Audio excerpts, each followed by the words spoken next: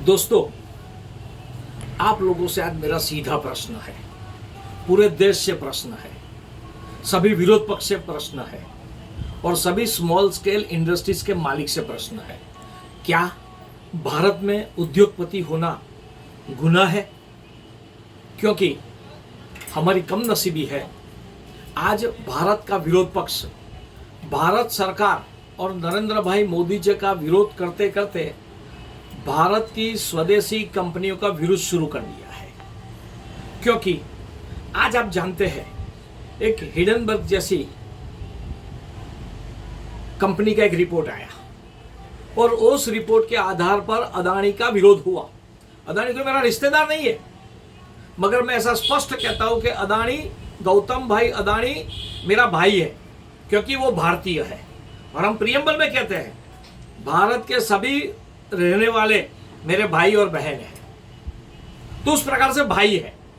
अगर वो स्वदेशी कंपनियां बनाकर स्वदेशी अलग अलग उद्योग में अलग अलग कंपनियां डेवलप करके वो आज दुनिया में सबसे ताकतवर, सबसे धनाढ़िया इंसान बना, उसमें दुनिया को क्यों पेट में दर्द होता है? दुनिया को तो होना चाहिए, मगर भारत के लोगों को क्यों होता है, ये समझने की जरूरत है। आज आप सोच लो, पहले पेप्सी है, कोको कोला है, दूसरी है, तीसरी है, उन लोगों, वो सब लोग अलग जगह पर गोडाउन लेते थे, उसका कोई विरोध नहीं किया, पेप्सी का और दूसरे किसी का भी, मगर अदानी ने शुरू किया, उसका विरोध शुरू हुआ। अब समझो, भारतीय कंपनी आने से भारत के लोगों को ही पैसा मिलता है, स्वरोजगारी भारत के लोगों को मिलती है। विदेशी कंपनी आने के कारण भारत के लोगों को रोजगारी नहीं मिलती है, भारत का इकोनॉमिकल डेवलपमेंट नहीं होता है। आज वैश्विक मंदी में भी भारत का इकोनॉमिकल डेवलपमेंट हो रहा है, उसका कारण है भारत की तमाम स्वदेशी कंपनियां जो स्मॉल स्केल से आज बड़ी हो रही है। धीरू भाई अंबानी ने रिलायंस शुरू किया। आज की स्थिति क्या है कि ब्रिटेन की वोडाफोन कंपनी खत्म होने पर आई है, क्योंकि जियो के द्वारा जियो का जो उत्पादन हुआ उसके कारण आज की स्थिति यह है। जब जियो नहीं था तब हम किस भाव में मोबाइल परचेस करते थे? पहली बात, जियो नहीं था तब हमारा दाम क्या था? हम फोन यूज करते थे तो हमको तो कमिंग मैसेज आता था, उसका भी पैसा देना पड़ता था, मगर आज फ्री है। उसी प्रकार से 5G, Chinese company 5G develop करती है, मगर और वो टेक्नोलॉजी डेवलप कर बेचती है दुनिया को, मगर भारत में 5G टेक्नोलॉजी शुरुआत हुई, उसके कारण फायदा किसको हुआ? भारत के लोगों को। उसी प्रकार से अगर भारत में कोई चीज डेवलप होती है तो उसका लाभ किसको होता है? आज नरेंद्र भाई मोदी जी के कारण, आत्मनिर्भर भारत और स्टार्टअप के कारण टैंक हम बनाते हैं, युद्ध के कई हथियार हम बनाते हैं, तो दुनिया के लोगों को पेट में दर्द होने वाला है, विदेशी कंपनियों को, और भारत के जो वचेटिए हैं उनको भी पेट में दर्द होने वाला है।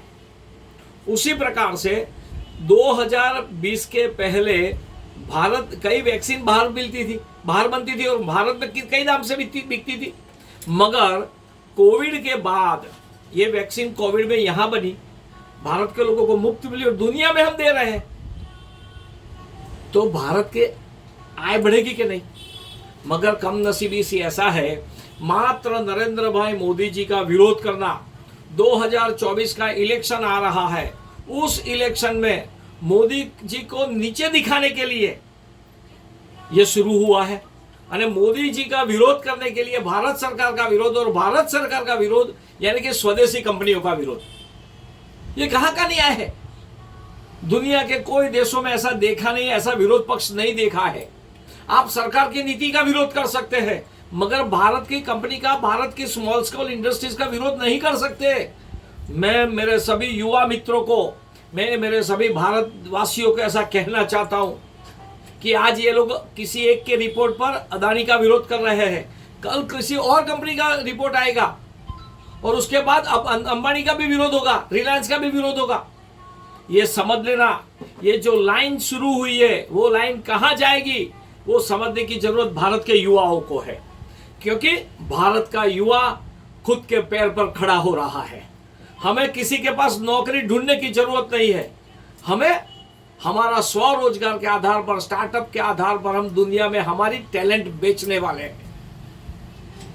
तो स्वदेशी कंपनियों का विरोध जो कर रहे हैं, ये विरोध पक्ष को लोगों को समझाना चाहिए और बोलना चाहिए, ये बंद करो।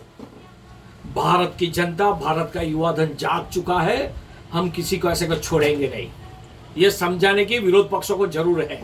और मैं भी बोलता हूं, विरोध पक्ष में जो बैठे हैं युवाओं भी अपने विरोध पक्ष के नेताओं को कहो कि ये पद्धति ठीक नहीं है। स्वदेशी कंपनी का विरोध नहीं करो, किसी और के आदेश पर आप यहां करेंगे, कोई विदेशी कहेगा और मान लेंगे। कांग्रेस की तो ये नीति रही है, क्योंकि उनकी प्रेसिडेंट तो विदेशी थी, अभी नए आए हैं, उसके इशारे पर चलता है। ये भारत में नहीं चलेगा। उनको समझाओ, भारत का युवा जाग चुका है। जागो, भारत के विकास में हम सब जुड़े, भारत की स्वदेशी कंपनियों को हम बचाएंगे। और यही हमारा आज का दायित्व है। आजादी के पहले देश के लिए मरने की बात थी, मगर आज की परिस्थिति में आजादी के बाद देश के लिए जीने की जरूरत है, और ये काम हमें करना है। भारत माता की जय।